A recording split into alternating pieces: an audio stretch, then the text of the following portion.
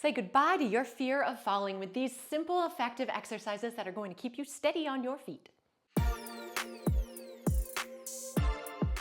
Hey guys, Dr. Calamity Christy Ennis. Yes, you heard that right. That was my nickname as a kid from all the injuries, accidents, illnesses, and yes, falls that I would have. And I don't know about you, but I certainly got tired of that. So I created 4 exercises that we're going to go over today to help with all the systems that make up that balance. Exercise number 1 requires a sturdy chair, and no, we're not just going to hang out and have coffee. Lovely to do some other time. We're going to work on those big leg muscles and that ankle mobility and balance. So the most difficult level, you're, no matter what, going to get yourself scooted towards the edge of that seat. You're going to lean forward a little, and just by the way, this does actually help getting out of a chair no matter what the exercise is. From here, you're going to think about push with those legs and stand all the way up, and then come right up onto those toes. Don't let those knees collapse. You're going to come right on back down and have a seat. Now, if that is a little bit too much and you feel super wobbly, the next easiest level is to keep your hands on your legs, and you can push with your hands a little bit. And then again, if you need to have something sturdy in front of you, you can as well as you come up on your toes. And then if you also, to make it a little easier, need to look in back of you to make sure that chair is where it's supposed to be, you can do that. Now, if that is still too difficult, go ahead and use the arms of the chair to help push you. Let those legs do as much work as possible. Come all the way up. And then also, if it is too much to come up on those toes, you can just start with that sit to stand, and that is not a problem. Same idea, either look behind you, and again, if you need even a little more assistance, use those handles of the chair just as gently as you can and shoot for about 10 repetitions 2 to 3 times a day. Exercise number 2 is going to be demonstrated by my fabulous cinematographer, Victoria. Yay!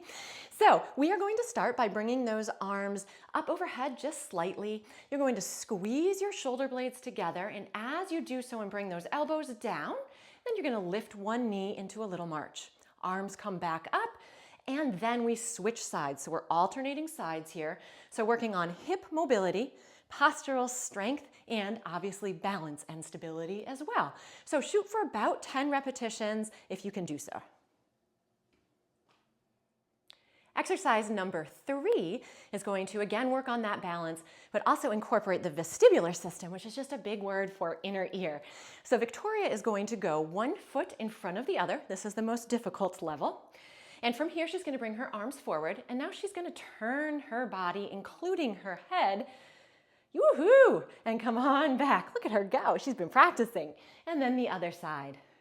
Awesome.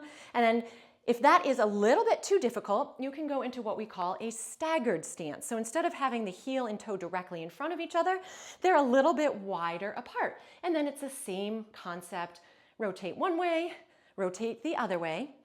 And if this is still just a little woo-wee too much, you can go ahead and bring those feet together.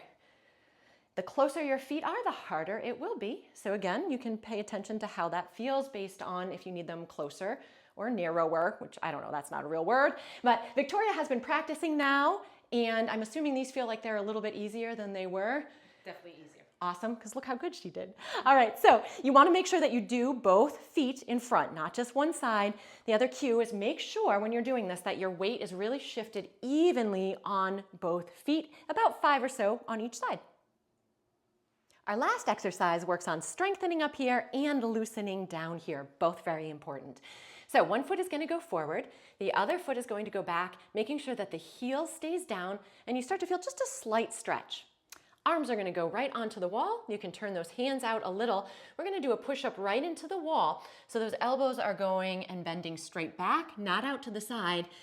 And you should feel a little bit more of a stretch as we start to go in towards the wall. Make sure that heel stays down, and you're going to shoot for about 5 repetitions on each side.